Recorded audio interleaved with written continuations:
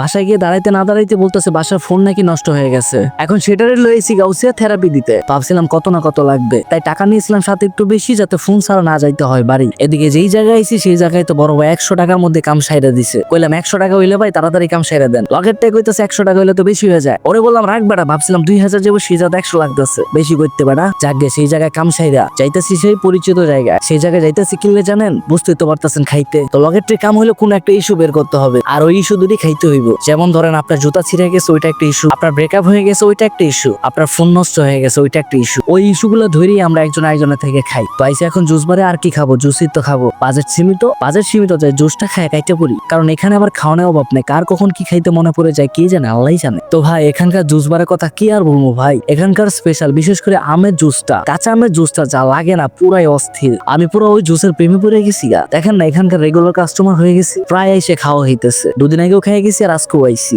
এত স্বাদ করতে যে না হয় আমার মুহে, আল্লাহই জানে। আল্লাহ স্বাদ আরো বাড়ায় দাও, যাতে বেশি বেশি খাইতে পারি। রোজা মায়া দিনে তো আর খাইতে না, রাইতেই খামো। যারা খান না এখনো, তারা খেয়ে দেখতে পারেন, খুবই ভালো লাগবে। অলরেডি আমার অনেক ভাই বাদা, ছোট ভাই, বড় ভাই অনেকেই বলছে এখানে এসে নাকি জুস খাবে। মানে বুঝতেই পারতেছেন আমার ভিডিওর মাধ্যমে 2-4টা কাস্টমার বেশি পাবে তারা। যাক আলহামদুলিল্লাহ, কারো না কারোর মাধ্যমে উপকারটা তো হইতেছে। শুকরিয়া, সবাই ভালো থাকবেন।